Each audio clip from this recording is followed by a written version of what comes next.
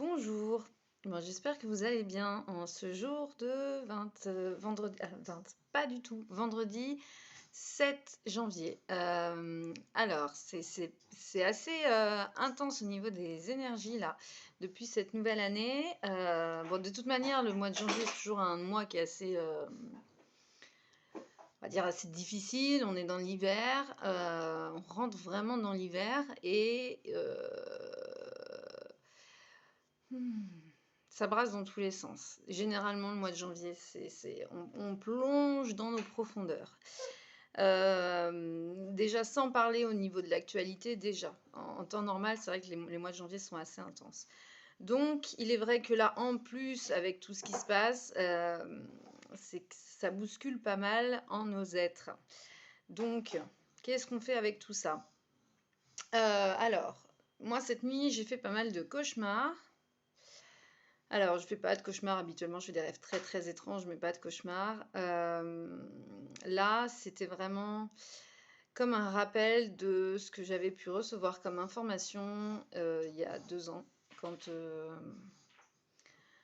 je me suis quelque part réveillée un peu brutalement, façon de parler, et que voilà, que j'ai commencé à avoir accès à pas mal d'autres à d'autres plans, on va dire. Et du coup, j'ai commencé à recevoir des informations sur la suite. Donc ça, c'était avant que le virus débarque, avant qu'on entende parler. C'était en décembre, il y a 2 ans. Du coup, c'est vrai que moi, toutes ces informations, on ne peut pas donc me dire que j'ai pioché à divers endroits ou que j'ai été influencée ou même que je suis rangée dans cette case de complotiste parce que ce sont vraiment des informations qui me sont venues comme ça, telles quelles, que je n'ai entendues. Quoi. À ce moment-là, en tout cas, je les avais. J'avais rien entendu de tel et si j'avais entendu ce genre de choses, je pense que j'aurais bien remis en question ce genre d'informations. Et c'est de ça aussi d'ailleurs que je voudrais vous parler, c'est de ce que, mais ça je vous en ai déjà parlé, que moi pour moi le 2022 c'est vraiment l'année du discernement. Parce que 2021, il y a plein de choses qui viennent là, faut que je me recentre.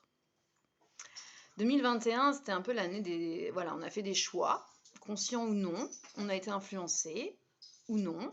Mais dans l'idée, moi je sais qu'à ce moment-là, je ne voulais absolument rien alimenter, pas parler de tout ce qui se passe, parce que chacun, de toute façon, chacun est libre de faire ce qu'il souhaite, en son âme et conscience. Et moi, je ne voulais pas influencer, interagir, alimenter, enfin voilà. Juste à un moment donné, il est vrai, j'ai fait une vidéo parce que c'était vraiment un moment T où apparemment il y avait des gens qui étaient vraiment très malmenés parce qu'ils étaient... pour eux, c'était inévitable, ils allaient se faire vacciner et du coup... j'ai fait une petite vidéo conseil pour essayer d'élever les vibrations un maximum de manière à subir le moins possible les effets du vaccin. En sachant qu'élever ces vibrations, voilà, la pensée parfois ne suffit pas, hein, c'est toute une hygiène de vie aussi qui va autour. Mais dans tous les cas, à cette époque-là, c'est vrai que l'année dernière, moi, ce qui me venait pas mal, c'est qu'effectivement, pour certaines personnes, la valeur argent, valeur travail, il y a un peu la même, des valeurs, des fois valeur loisir, enfin il y a des valeurs qui sont pour beaucoup bien plus importantes que la valeur santé. C'est comme ça, c'est ainsi. Or aujourd'hui, c'est comme si les choses, elles avaient un petit peu changé. Déjà, moi, depuis quelques matins, j'ai vraiment les mots positionnement qui me viennent, qu'il est nécessaire, depuis le début de l'année. Hein. Ouais, depuis le début de l'année, les mots positionnement, qu'il est important de se positionner. Se positionner, ce n'est pas forcément de pousser les gens à aller dans notre sens. C'est plutôt...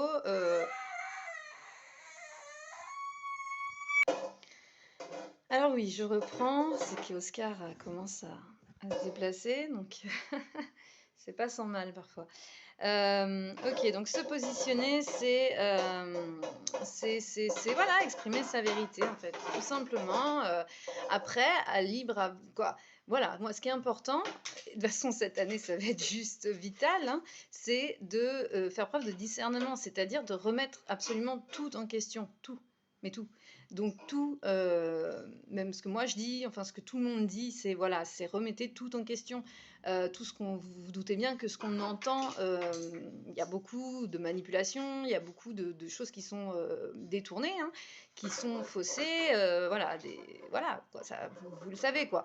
Donc c'est important pour ne pas perdre euh, votre quelque part.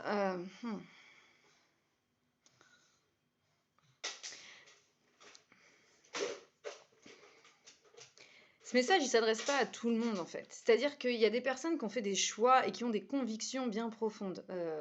Donc déjà, depuis... Voilà. Là, je suis à l'année dernière, là. Ok, je suis à l'année dernière. Les gens ont fait des choix. Ok, c'est bon. Je ne viens pas remettre en cause ces choix-là, en fait. Moi, je suis personne. Moi, j'exprime ma vérité. Il y a des gens qui ont fait des choix et qui sont quand même malmenés parce qu'on... ils sont quand même poussés là, à l'heure d'aujourd'hui, à changer leur choix. J'essaie de pas dire les choses, mais je pense que vous comprenez. J'essaie de pas me positionner aussi parce que moi, je me considère ni dans un clan ni dans un autre depuis le départ. Je suis en dehors de ça, justement. C'est-à-dire que oui, je suis ni dans un camp ni dans l'autre. Par contre, ici, je sais ce que je dois faire pour moi et pour mes enfants. C'est tout. Mais je dirais pas à quelqu'un qui, voilà, qui a à faire ça ou ça. En tout cas, maintenant, jusqu'à maintenant, je ne disais trop rien. Aujourd'hui, c'est vrai que si on vient me dire son choix, il est possible que je m'exprime et que je dise ah ouais, ok, ben je pense ça.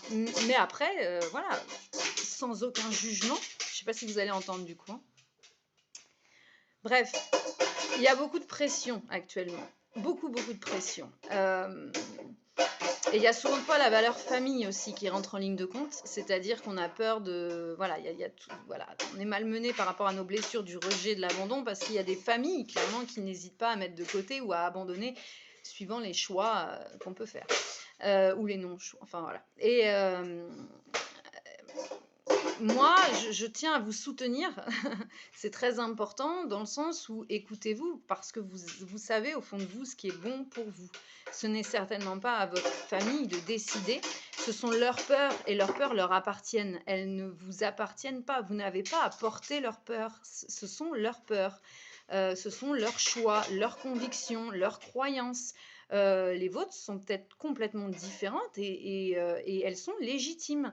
Vous avez le droit d'être et d'exister et d'exprimer votre vérité, même si elle va à l'encontre du monde entier. Bon, après, si elle n'est pas dangereuse en soi pour les autres, et là, venez pas me parler que les non-vaccinés sont dangereux, s'il vous plaît, parce que je pense que je saurais vous recevoir. Mais voilà, bref, je pense que vous avez compris l'idée. Soyez vous-même, écoutez-vous, parce que non, je vais même pas donner d'exemple parce que ce serait nourrir quelque chose que j'ai pas envie de nourrir. Mais en gros, si vous venez à partir en fonction des choix si vous venez à décéder, bon, je vais partir, c'est peut-être pas, si vous venez à décéder en fonction des choix que vous avez fait en fonction des autres, vous voyez ce que je veux dire? Enfin, à un moment donné, c'est votre vie, c'est pas la vie des gens. Si le monde entier fume et boit et que vous, pour vous, vous savez que c'est pas bon pour vous de fumer et de boire parce que votre corps, il ne supporte pas, bah ça, je peux en parler pour moi d'ailleurs, tiens. Moi, j'ai jamais supporté l'alcool et le pétard. Bon, les cigarettes, c'est pas trop mon truc.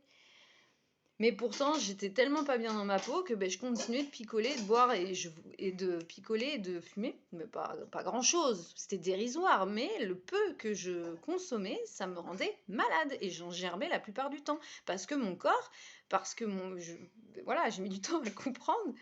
La fille qui est... ça me fait rire aujourd'hui, mais c'est pas drôle quand même, c'est grave. C'est qu'il m'a fallu des années pour comprendre que moi, je n'étais pas constituée comme les autres et que du coup, j'avais une espèce de fragilité, une hypersensibilité. Et étant guérisseuse, c'est peut-être pas étonnant que mon corps rejette tout ce qui est extrêmement nocif, quoi. C'est bête, mais vous voyez, par exemple, j'adore la glace. Ah, je dérive complètement. J'adore la glace, mais c'est vraiment quelque chose, j'adore ça. Et ben depuis que je suis tombée enceinte d'Oscar, j'ai ma guidance qui est non, glace pas bon. Je le sais que la glace c'est pas bon. Le froid, le glacé, c'est pas bon pour notre corps. Mais moi, je pense que j'ai vraiment une sensibilité qui est plus par rapport à une personne lambda. Et du coup, voilà. Et du coup, à un moment donné, c'est bon d'arrêter de se comparer à l'autre parce qu'on est différent, parce que du coup, on n'a pas aussi alors la même mission, c'est-à-dire on n'a pas les mêmes choses à vivre, et du coup, il est bon de s'écouter. Donc voilà, moi, si le monde entier fume, boit, et c'est un peu le cas, bon, pas tout le monde, mais c'est pas pour ça que si on me dit, ben non, on t'accepte pas parce que toi, tu fumes pas et tu bois pas, et ben en fait, je vais pas me mettre à fumer, à boire, à me rendre malade, quitte à me tuer, en fait, clairement, pour faire plaisir, pour être accepté, pour être aimé, pour être reconnu des autres. Là, on vient toucher un autre problème. Je sais pas si vous vous en rendez compte. Le problème, c'est pas vous et le fait que vous ne fassiez pas ce que les autres veulent. Le problème, c'est qu'en fait, déjà, on ne vous aime pas tel que vous êtes. Et après, bon, c'est que ce sont des personnes aussi qui, voilà, elles ont des peurs, elles ont des croyances, il y a beaucoup de manipulation et de pression actuellement. Énormément d'informations erronées qui circulent. Donc, c'est vrai que c'est compliqué d'arriver à faire la part des choses. Et ça alimente tellement la peur des gens. Et voilà, que c'est comme ça. Mais vous ne vous perdez pas là-dedans. C'est très très important. Respectez-vous, allez jusqu'au bout de vos valeurs et de vos convictions, écoutez-vous, parce que ben, c'est pas le jour où vous serez parti décédé que, voilà, à un moment donné, c'est votre vie, quoi. C'est pas la vie des autres, hein. Voilà, donc, et vous, il y a peut-être ce travail à faire aussi sur soi, sur ces blessures de l'âme, sur la blessure du rejet, de la trahison, de l'humiliation, d'abandon, d'injustice, enfin toutes ces blessures-là qui sont réveillées qui sont réveillées en permanence dans ce qu'on vit, quoi. Et du coup, elles sont toutes les blessures. Si vous voulez, tout ce qu'on vit, c'est une réponse à ce qu'on vibre. Donc tout ce qu'on va vibrer en termes de blessures qui ne sont pas conscientisées, la vie va nous le renvoyer parce que l'autre est un miroir, parce que tout ce qu'on vit, c'est que du miroir. Et du coup, ça va nous être renvoyé en permanence pour qu'on mette ces blessures en lumière et qu'on continue de s'accepter, de s'aimer, de se respecter, et d'accepter voilà, tout ce qui nous compose, quoi. Et y compris toutes ces blessures qui sont là et qui demandent qu'à guérir, qu'à être acceptées, aimées, voilà. Donc, ne vous perdez pas. Je pense que apparemment ce message c'était surtout pour ce type de personnes-là qui en ce moment subissent clairement la pression et c'est difficile pour elles. Voilà. Parce que voilà, on rentre vraiment dans une période qui n'est pas évidente, et donc il faut que je vous parle apparemment de ces messages que j'ai reçus il y a 2 ans maintenant, qui sont pas très très gais, hein.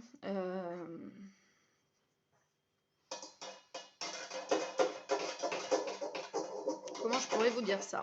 Si vous voulez, avant cette histoire avec le virus, j'ai vu qu'il y aurait une grosse épuration. Je voyais beaucoup de morts, mais vraiment beaucoup de morts. Et pour moi, il n'y a pas que le virus qui va emporter tous ces gens-là. Bien sûr, il y a des cancers, parce que bon, c'est quand même... Je pense que la cause principale de mortalité, ça doit être les cancers quand même, des maladies. Je voyais aussi des événements climatiques. Et après, attention, le truc, c'est que moi, j'ai pas trop cette notion de temporalité dans ce que je peux recevoir. Donc, au départ, j'ai paniqué parce que je pensais qu'on allait se prendre une météorite sur la tête. Et finalement, je me suis aperçue que ça se ferait sur quelques années, cette épuration. Mais ce qui est évident, c'est que j'aime pas parce que ça me fait me positionner, j'ai pas envie. Ce qui est évident, c'est que, mais en même temps, on me demande de me positionner, donc c'est que ces vaccins vont emporter aussi beaucoup de monde, quoi. Voilà. c'est dit. Bon, ça va pas en étonner beaucoup parce qu'il y en a beaucoup qui en parlent déjà. Mais moi, c'est vrai qu'il y a, voilà, il y a la première année de ma grande ouverture où j'étais un petit peu trop ouverte d'ailleurs, hein, parce que je recevais un petit peu trop d'informations et je ressentais un petit peu trop de choses. Heureusement, voilà, tout ça s'est un petit peu calmé. Mais c'est vrai qu'il y avait ce truc aussi où je voyais pas mal d'enfants orphelins, quoi. Donc, l'effondrement, on va y passer, c'est une évidence. Le chaos et l'effondrement du système monétaire aussi, quand, je sais pas. Euh, je sais juste que tout est mis en place quelque part pour qu'on soit prêt au moment voulu, même si de toute manière ce sera vécu, je pense, de manière inconfortable, parce que c'est un... Voilà, ce que je captais vraiment il y a 2 ans, c'est que ce qu'on allait vivre là, ça allait être inconfortable, mais très très inconfortable. Et qu'on allait perdre notre confort du coup aussi, et qu'il y aurait un réel effondrement pour derrière reprendre. Mais cet effondrement, si vous voulez, il doit se faire d'abord en soi avant de se faire à l'extérieur, vu que tout est une réponse de ce qu'on vibre, de ce qu'on est, de ce qu'on aimait. Quelque part, il faut qu'il se fasse d'abord dans notre intérieur. Et il y a cette nécessité de changer de paradigme en nous-mêmes, de casser toutes ces croyances et de se rapprocher de notre propre vérité, notre propre guidance et de l'essentiel de, voilà, de ce qui est de la nature, du vivant, quoi. De se reconnecter à ça, un petit peu comme dans le film Avatar. Hein, si on regarde le film Avatar, voilà, tout est dit dans ce genre de film.